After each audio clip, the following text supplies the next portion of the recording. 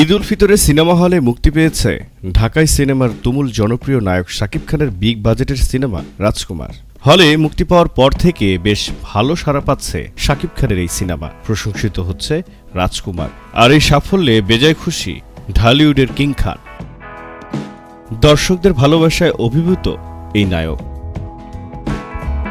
সোমবার সকালে সামাজিক মাধ্যমে শাকিব খান লিখেছেন, অবিরামভাবে মিলিয়ন মিলিয়ন ভালোবাসা পাচ্ছে রাজকুমার। প্রিয় দর্শকদের জন্যই এটা সম্ভব হয়েছে।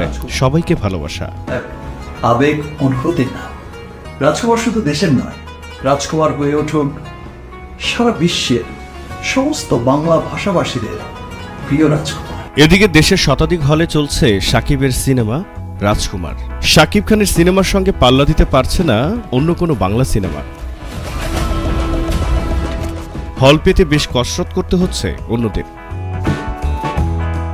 রাজকুমার মূলত পারিবারিক সম্পর্ক আর একজন স্বপ্নবাজ তরুণের বাংলাদেশ থেকে যুক্তরাষ্ট্রে যাওয়ার গল্পকে ঘিরে নির্মিত হয়েছে। নায়কের বিপরীতে অভিনয় করেছেন ভিনদেশী অভিনেত্রী কোর্টনি কফি। পাশাপাশি অভিনয় করেছেন তারিক আনাম খান, মাহিয়া মাহি, আরশ খান সহ অনেকে। ইতিমধ্যে রাজকুমার সিনেমার রাজকুমার গানটি দ্রুত সময়ে 1 কোটি ভিউ পেরিয়ে গেছে।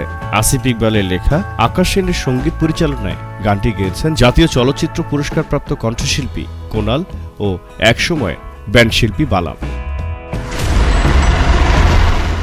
রাজকুমার উন্মাদনার পরপরই শাকিবের নতুন সিনেমা তুফানের শুটিং শুরু হচ্ছে ভারতে।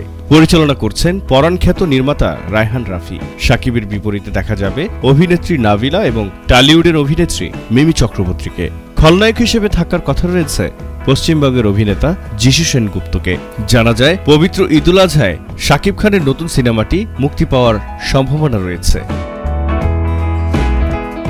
জহির আহমেদ, জেটিভি বাংলা।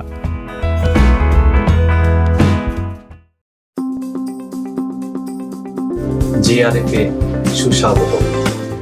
জেআরএফ রেমিটস, জাপানের 1 নম্বর রেমিটেন্স কোম্পানি। বাংলাদেশ থেকে যে কেউ যে কোনো সময় নগদ, বিকাশ বা ব্যাংকের মাধ্যমে টাকা পাঠাতে পারেন খুব সহজেই।